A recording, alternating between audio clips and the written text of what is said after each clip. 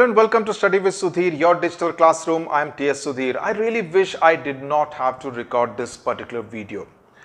But I'm increasingly getting worried about a large number of students writing to me how they have done either the maths paper very badly or the physics paper or the chemistry exam very badly.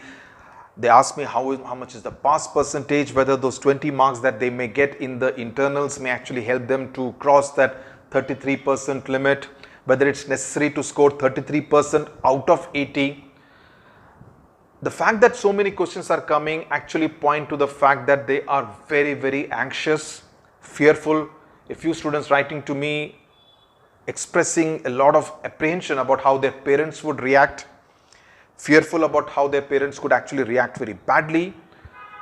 A couple of students very worried that they may actually fall back in their peer group, how his or her classmates may actually do better than them. So basically getting a lot of despondent messages which worry me. So I just thought I'll just point out a couple of things here, both for students as well as for parents. And I would urge even parents to listen to this. First, for the students. And this is what I would say to students. Failure is actually not always a bad thing. Sometimes it's actually a good thing because it gives you a reality check. It gives you a reality check as to what will happen if you do a particular thing, right? And this will also not be the last time you will fail. In fact, probably this would be the first major time you would be seen as failing in a particular way. Okay, and while at this time you may think that failing or not doing very well in your physics exam is the biggest tragedy of your life, 5 years down the line when you see it, you may not even think of it as a major event, right? But you know best why you failed, and it will differ from person to person. For some students, failing in actually failing will be the real thing. For some students who may be expecting 80s but may land up in the 70s would be almost akin to failing. For some students who may be expecting a high 90s and may land up only at 92, 93, even that would be akin to not meeting expectations. So it's all very relative, right?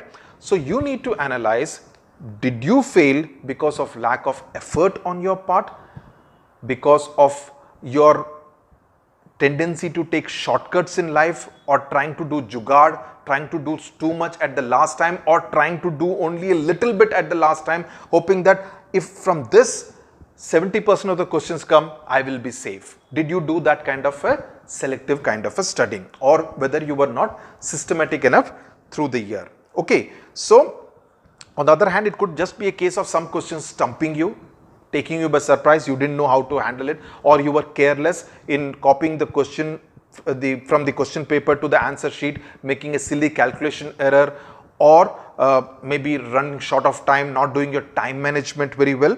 So if it is the former, that is you did not try enough, you did not study hard enough, then you need to ensure that you are not in the same situation again. But if it is the latter, where you got stumped because of things not entirely in your control, relax, it happens. It's all a learning for life.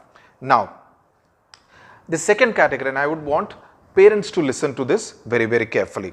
Many of your children are actually scared about how you are likely to react, but parents generally gauge what has gone wrong, right? And their reaction should actually depend on that knowledge, on knowing what has actually gone wrong with their son or daughter.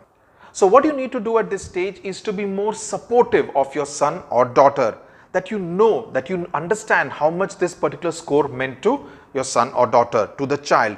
You need to acknowledge that this is something which your child aspired for, that this is something that your child worked so hard for. You need to be a partner in his or her disappointment. That's very important. The child should get that feeling that my mother and father are actually feeling that for me. That's very important. Instead of, chalta hai, okay, I know you tried your best, it's okay, next time, try better next time, better luck next time. Those are all phrases, they don't mean anything, they're very hollow. The child also knows. But if you try to be a partner in the child's disappointment and share that and show that empathy, that will actually make a lot of difference, because the child at that point in time is feeling both angry as well as disappointed. So do not be dismissive of his feelings, respect his feelings. Number 2, is the kind of child who has suffered because of a lack of seriousness on his or her part. Not studied through the year, as I said, did some last minute jugaad, did some selective study, did not work, scolding him would actually be the easiest thing to do.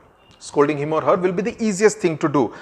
I know there will be anger inside a parent. I know as a parent there would be anger inside the parent, but scolding generally does not help matters because you simply cannot turn the clock back.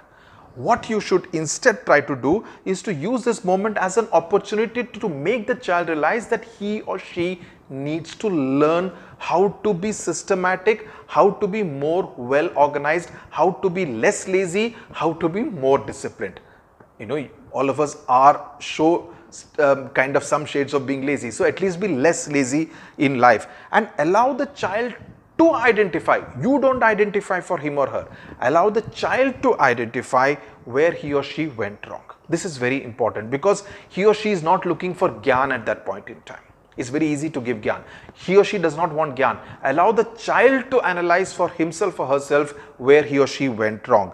It's not as though every child who does not do well in a physics or a geography is a dullard. A child who is very good in say history may be very bad at maths, or the other way around. So it really depends on the aptitude. So let the child realize what mistake he or she made and let him have that resolve to be different, to be a better version of himself in the future. That is something very important, and let him come up with solutions.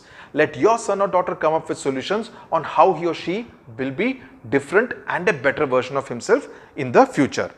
Third category of students will be those who will be very anxious, who will be extremely anxious, and you need to help them calm down because till now there are only 6 exams which are over. You still have at least 4 exams plus minus 1 depending on your language exam in most cases. So you still have covered only 60% of the path so far. So you still have about 4 to 5 exams. So you need to tell them to calm down.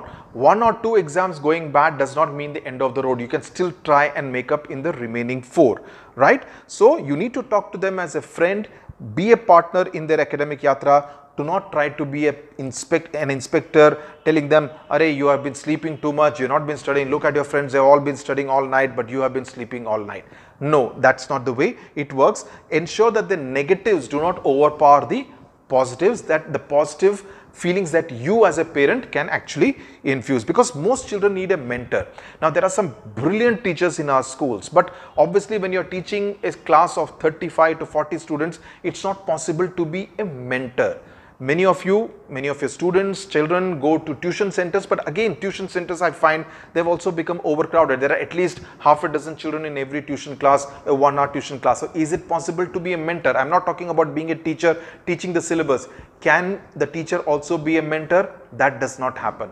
A mentor is a very time consuming process. It actually needs you to be invested in the child's mental, physical abilities, process, mind, everything, mind, body, everything. You need to be involved with the child, what he or she is thinking, what is the kind of mental makeup that the child has, how much he or she is capable of pushing the boundaries. You need to know, and then to show the right path. Otherwise the child only does a lot of trial and error, looks at Quora for solutions, looks at friends, peer groups for solutions, and most often makes mistakes. That's where the mentor's role is very important. The parents can actually play that role of a mentor if you just make that slight adjustment, be less of a parent and be more of a friend and mentor.